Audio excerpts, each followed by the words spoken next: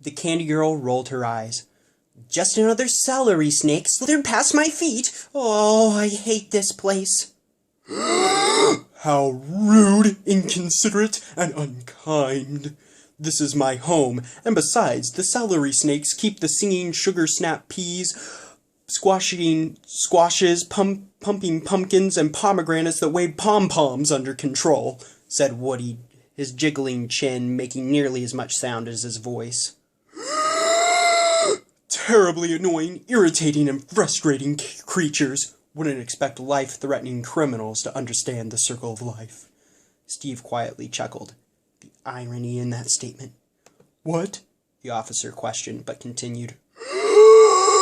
Probably nothing worth hearing anyways. Anyways, follow me. We are nearing the abode of the Great Ape, and before I take you before him, I must speak, converse, and talk to him myself.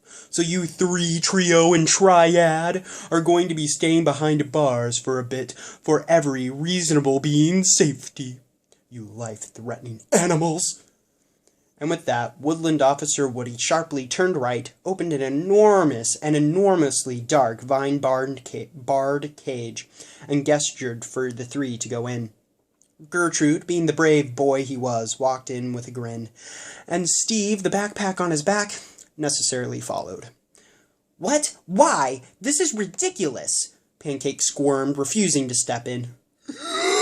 We'll see about that! The officer bellowed, pushing her in with her friends and trudging away to speak with the Great Ape.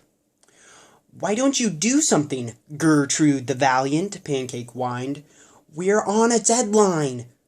We really couldn't do a whole lot at this point, and I didn't know he was going to jump and handcuff me, Gertrude said, chuckling.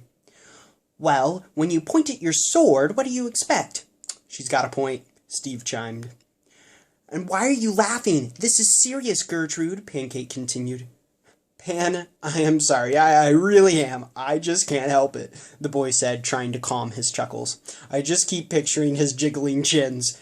And fine, I will take this one, Gertrude responded coolly, once again wanting to comb back his dark hair. I have this under control. Really, did I ever fail during our battles with the anti-mountainists or at the islands of the East? Don't worry, Pan. This may not be a battle with swords, but I have my words, Gertrude smiled. Yeah. Pancake held back her angry words, thinking of Emperor Dad's scolding of her temper as she took one step forward, only to be startled by, No! Chad! You stepped on Chad! Screamed a young candy girl from the back of the cage. Pancake jumped. What? What? The handcuffed but nicely dressed little candy girl stormed to the front of the cage from the darkness of the back, her gray eyes angry as lightning-filled clouds. You stepped on Chad, my spider, my friend. You're just like everyone else, treating spiders like lesser creatures. The girl toppled to the ground in tears. Sorry? Pancake questioned. It was an accident. No, you don't get it. Just like everyone else. Chad was a friend and family. He was just as much a reasonable creature as I am. The little girl cried, kicking her legs in the air. You're just like the Woodland officers. I really am sorry that I killed your pet spider, Pancake said, kneeling down, confused but empathetic. I have a pet singing caterpillar named Luciano, and I would hate it if he died. Pet? A pet? How insulting.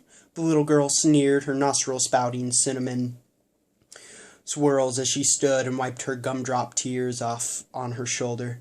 You make it sound like you own Luciano, like he doesn't have a life of his own, and I suppose you keep him all cooped up somewhere, huh?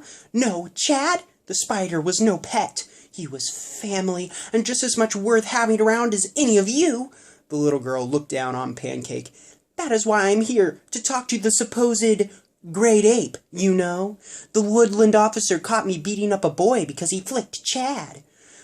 Boy said that he just thought it was a wild spider, but there's no such thing. How cruel of him, treating spiders like something less than reasonable creatures. Pancake's own nose fumed with cinnamon. Now get out of my face! Get back, I was just trying to help. Yeah, that's what they all say, the little girl screamed, and I'm sure the Great Ape will say the same. Ape? If they even exist. I may be a candy kid, but I'm not stupid.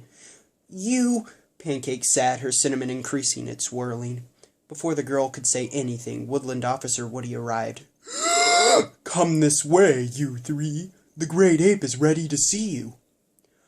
Oh, I see. They get to see the Great Ape first? Chad isn't of utmost importance, huh? The girl called. Just you wait and see. Someday you'll hear about me, Strudel, doing justice to all spiders. Just you wait. As the spider-loving girl called Strudel bellowed out her anger, Woodland Officer Woody led our heroes to the Great Ape and judgment. On their walk, Pancake the girl shed one gumdrop tear full of frustration and sadness for the little candy girl called Strudel. Steve the backpack also contemplates Strudel's treatment of the spider, wondering how he could possibly be anything more or less than a backpack, even though the napping witch of the knapsacks had claimed he was more or less only a short time ago. And Gertrude the boy looked forward to succeeding in convincing the Great Ape of their innocence.